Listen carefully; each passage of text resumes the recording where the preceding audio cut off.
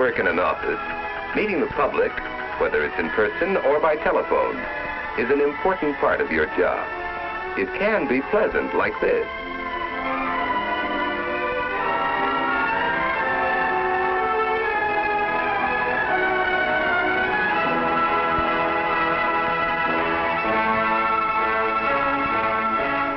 Or it can be like this.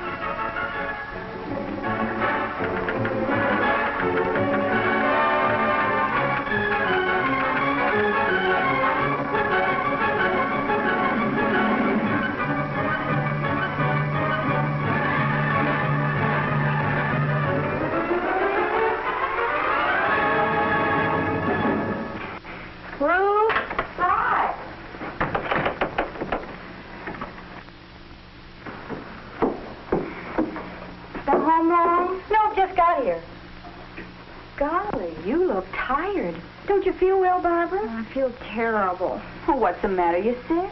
No, it isn't that. I've decided to quit my job. Oh, what happened? Is it your boss? Oh, no, you know I like him. Well, then the company? No, the company's all right. It isn't that. It's the people that come into the office. They're so rude and inconsiderate. It's just more than I can take day in and day out. Why, meeting people is the thing I like most about my job. I think it's fun having new people come into the office all the time. Well, Oh, the water's boiling. It was as simple as that. For Ruth, meeting the public was pleasant because she enjoyed people and greeted them with a smile. For Barbara, meeting the public was tiresome and unpleasant because her attitude was cold and uncooperative, sometimes even antagonistic. You know, when I first started, I felt like you do, Barb. But I found out how wrong I was. What do you mean? I found out it wasn't really the other people I was seeing. It was a reflection of myself. I was cross with them, they were cross with me. Oh, it's not as simple as all that. You'd be surprised. I found out that if you're nice to people, they're usually nice to you, too. Well, the people in my office are different, and I'm simply not going to stand for it any longer. You're tired now, Barb. I know just how you feel. Let's talk about it again later on. It's no use, Ruth. Really, I've made up my mind. I'm going to start looking for a job tomorrow. I'll put the table. Oh, here, I'll do it. Everything else is ready. Why don't you go in and sit down and rest for a few minutes? No, thanks. I think I will, if you really don't mind. What you need is some good hot food in you. It'll make you feel better. Oh, it's not that, Ruth. I know I'm tired, but it's more than that. A reflection of myself? I don't see how it could be. After all, what do they expect? I've got my work to do. I can't stop and pass the time of day with every person who wants to strike up a conversation.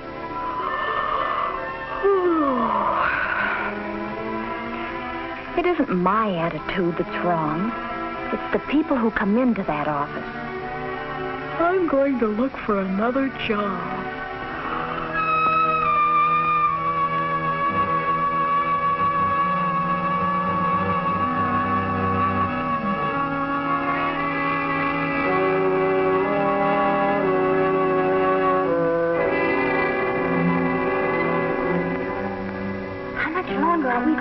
Wait. Shh, Mr. Franklin's a busy man.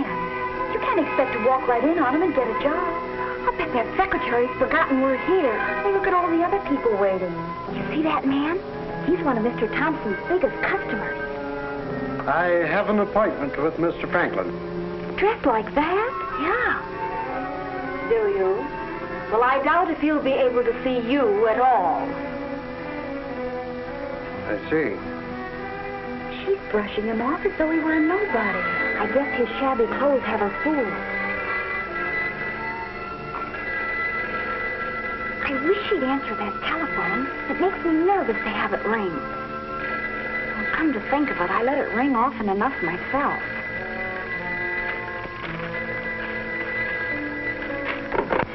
Hello. Yes. Who? Yes, this is Mr. Franklin's office. No, he's busy.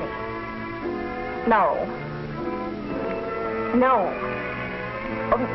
I don't know who's in charge of that. Oh, yes, I suppose so.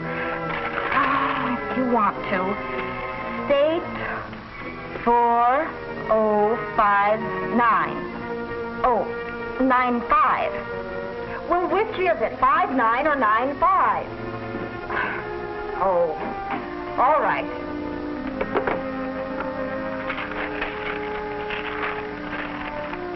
Yes? May I see Mr. Franklin, please? What did you want to see him about? I'd like to discuss that with him, if I may. Is it about a job?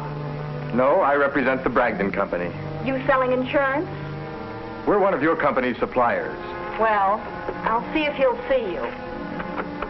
She should really find out what his business is, but not like that. She should do it tactfully. Well, I guess those questions were kind of blunt. And you'd think she'd know who the Bragdon Company is. Mr. Franklin isn't in. He isn't? I said he isn't in. Thank you. He isn't in? Well, then why has she got me sitting here waiting then? I don't think she told that man the truth. Well, I'm going to find out whether she told the truth or not right this minute. Young lady, miss.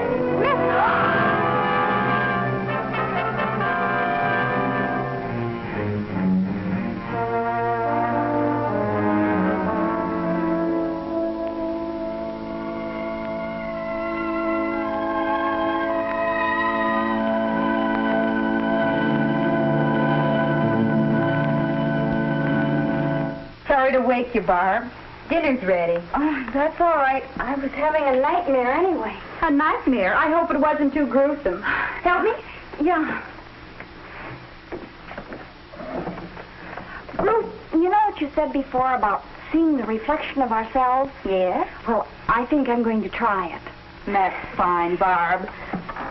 I know you'll find that if you're nice to people, they're usually nice to you, too.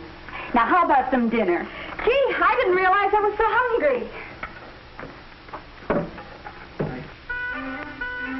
In the days that followed, Barbara did her best to acquire a genuine interest in people, for she found that smiles are effective only when they're genuine.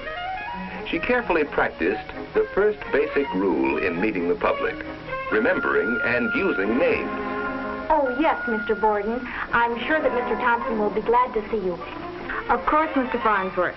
I'm sorry, Mr. Pratt. She formed the habit of tactfully getting the name and business of every visitor and of introducing him in a pleasant, gracious manner. Mr. Thompson, this is Mr. Markham of Allied Manufacturing Company. How do you do? She learned to anticipate Mr. Thompson's needs and have ready for him material he might require during an interview. When it became necessary to interrupt an interview with information from Mr. Thompson, Barbara wrote out the message. It wasn't all easy. She made some mistakes, of course.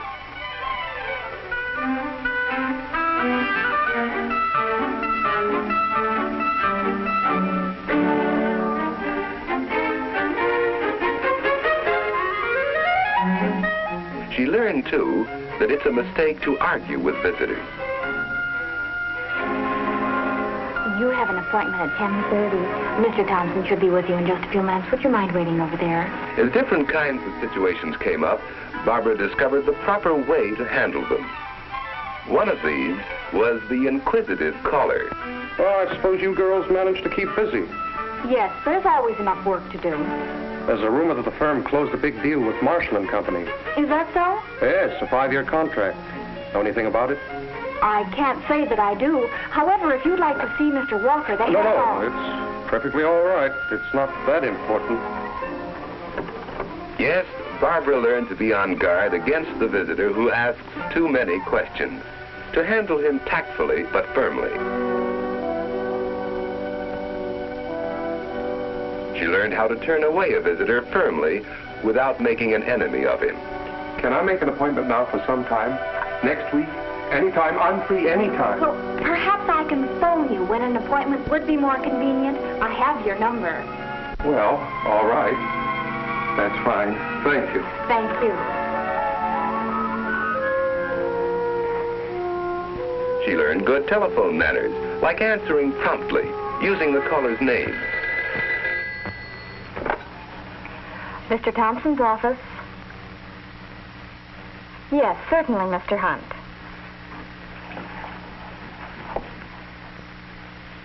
And getting the message right.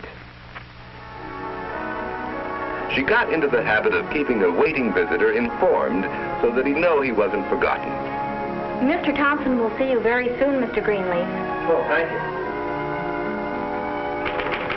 And of course, she became more conscious than ever of the importance of neat, simple clothing in the office. Above all, what Barbara acquired in the days that followed was a real understanding and liking of people. She found that smiles are contagious, that courtesy begets courtesy. And because of her changed attitude, the duties which had once been a nightmare for her became instead the pleasant and exciting experience of meeting the public.